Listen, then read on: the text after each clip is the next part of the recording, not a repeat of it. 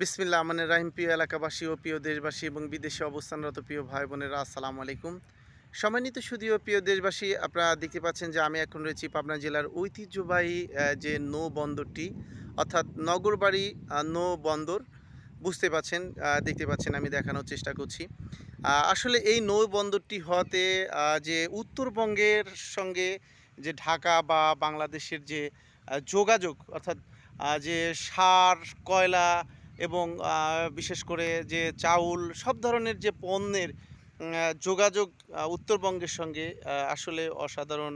এটা আসলে বলার অবকাশ রাখে না যে কী পরিমাণ আসলে এটা গুরুত্ব বহন করছে বাংলাদেশে। বুঝতেই পাচ্ছেন যে নদী পাড়ের মানুষ আমি। পাবনা জেলা আমাদের আমরা পাবনা জেলার মানুষ। আমাদের অহংকার এটি যে এই নৌবন্দরটি আমাদের এখানে হয়েছে। বুঝতেই পাচ্ছেন এখানে এই নৌবন্দর হওয়াতে হাজারো মানুষের যে কর্মসংস্থানের সৃষ্টি হয়েছে, যারা আসলে প্রতিনিয়ত কাজ করছে এবং তাদের কাজের বিনিময়ে যে অর্থ উপার্জন করছে, তার মধ্য দিয়ে তাদের পরিবার, তাদের সন্তানদের পড়াশোনা থেকে শুরু করে সব কিছু করছে। সম্মানিত সুধীয় প্রিয় দেশবাসী, এই নৌবন্দরটি অর্থাৎ নগরবাড়ি ঘাট একটা ঐতিহ্যবাহী ঐতিহ্য বহন করে যাচ্ছে এবং বহন করে আসছিল সেই দীর্ঘদিন থেকেই। এই ঘাটটি ছিল নগরবাড়ি ঘাট, একসময় ছিল ফেরিঘাট, লঞ্চ ঘাট, অনেক রমরমা ছিল।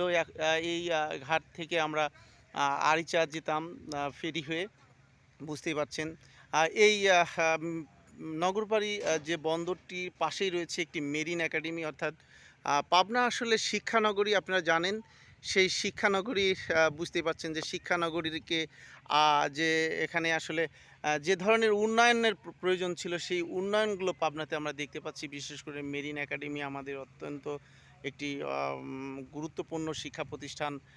এছাড়া এই দেখতে পাচ্ছেন যে নগরবাড়ি যে নৌ পোর্টটি সত্যিই অসাধারণ। বুঝতেই পারছেন অনেক যে মালবাহী যে জাহাজগুলো রয়েছে সবসময় আসছে। বিভিন্ন দেখতে পাচ্ছেন যে ক্রেন দিয়ে সবসময় মাল ওঠানো, লোড আনলোড করা হচ্ছে।